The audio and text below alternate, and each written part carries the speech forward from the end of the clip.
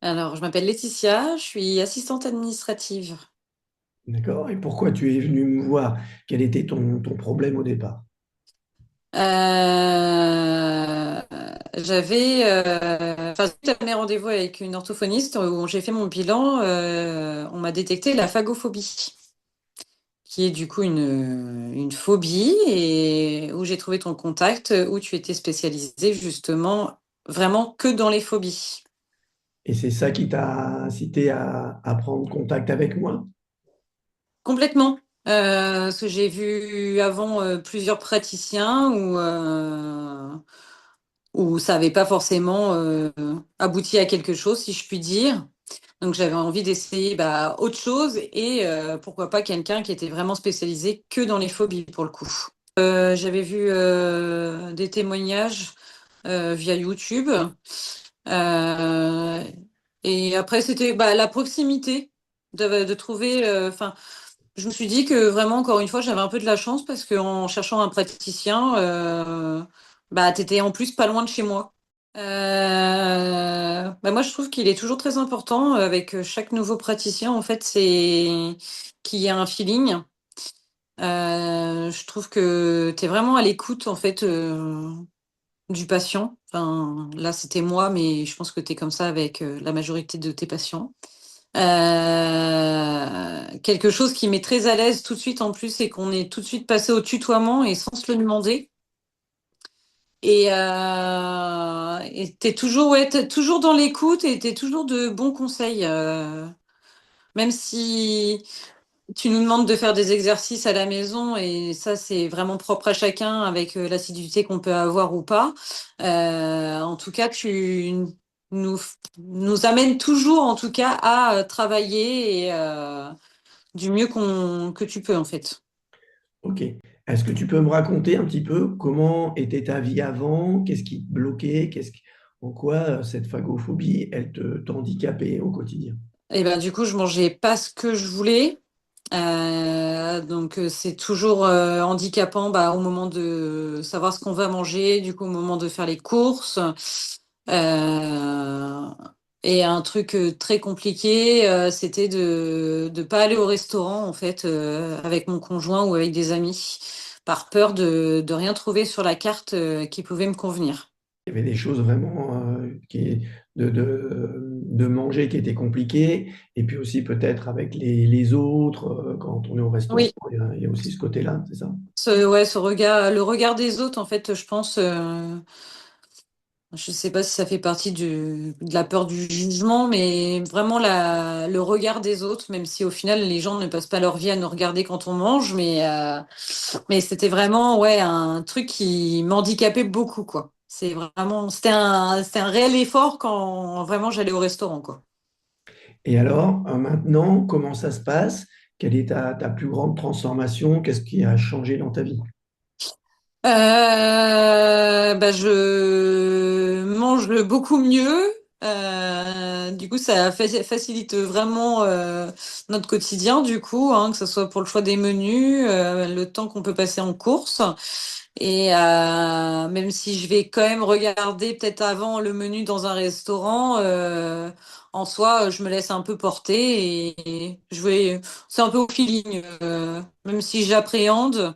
Je me rends vite compte que tout se passe très bien. En fait, oui, les gens mangent et puis moi aussi, et chacun fait sa vie, hein. D'accord. Et justement, tu me racontais que tu as été au restaurant il n'y a pas si longtemps, c'est ça? Ouais, il y a Comment, quelques jours. ouais, comment ça c'est que tu l'as vécu? Est-ce que tu as pris du plaisir, justement? Est-ce que ça a été vraiment quelque chose d'important pour toi? Du coup, j'avais vite fait regarder la carte avant, où j'avais dit, de toute façon, tant pis, on verra bien. Arrivé là-bas, j'ai appréhendé un peu, oui, le regard des autres et si j'allais trouver quelque chose à manger. Et au final, j'ai trouvé un petit plat à la base de truffes d'été comme j'adore, donc ça m'a tout de suite conquis. Et même le fait d'appréhender qu'il y ait du monde, au final, ça s'est bien passé. En fait, j'étais avec ma copine et j'étais concentrée en fait avec à notre moment à nous deux quoi, et pas sur forcément les gens qui étaient autour de nous. Et justement, comment ça a changé pour les autres? Qu'est-ce qu'ils te font comme retour, les autres autour de toi? Euh, en fait, ils ont tous le même discours où j'ai tout de suite rebondi en fait d'avoir eu ton accompagnement. Vu que j'avais quand même déjà eu ce blocage il y a quelques années, où ça avait été très long à revenir à la normale, si je puis dire. Là, j'ai été rebloquée, mais ça c'est avec ton accompagnement, du coup, ça s'est tout de suite vite amélioré en fait avec les nettoyages qu'on peut faire. Ils ont vu le changement en fait où ça a été assez radical, quoi. Ouais, il y a eu un changement radical et rapide, c'est ça? Ouais, complètement. D'accord. Est-ce qu'il y a eu d'autres choses? Est-ce que tu as eu d'autres changements dans ta vie? Peur en voiture, où du coup, ça fait des années où je conduis en permanence. Je laisse le volant strictement à personne. Et c'est vrai qu'une fois qu'on a fait un jour un nettoyage, tu m'as demandé à la suite de travailler et de laisser mon conjoint conduire.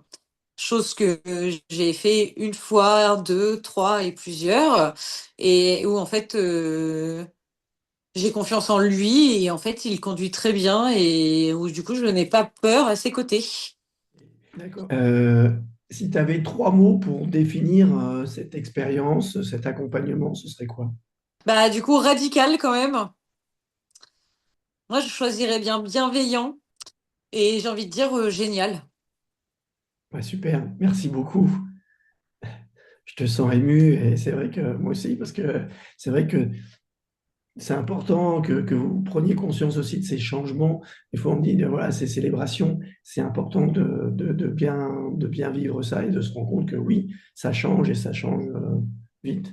À échanger avec notre entourage. En plus, oui, les gens voient la différence, mais je raconte aussi mes rendez-vous, tous les petits travaux que tu nous fais faire à la maison, tout ça.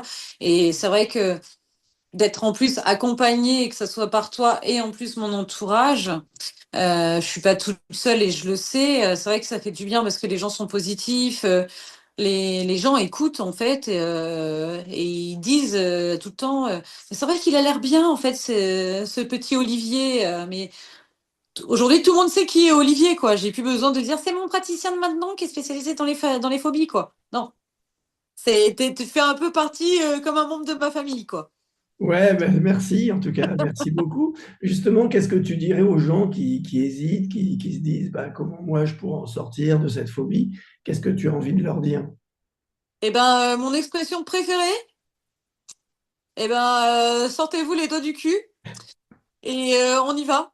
En fait, la peur n'évite pas le danger, effectivement, hein. Et en fait, si on fait rien, qu'on se cantonne avec nos peurs et du coup à rester bloqué dans une vie qui nous paraît normale, alors que pas du tout, non, appelez Olivier, prenez rendez-vous, faites tous les petits exercices qu'il vous dit de faire sur vos heures perdues et vous verrez que vraiment ça fonctionne et vous sentirez vite beaucoup mieux. Très bien. Bon, bah, je te remercie. Merci beaucoup. Et puis, ben, bonne continuation à toi. Continue de célébrer, continue les exercices, continue de vivre ta vie pleinement et d'oser dépasser les choses, d'oser faire des choses, des nouvelles choses.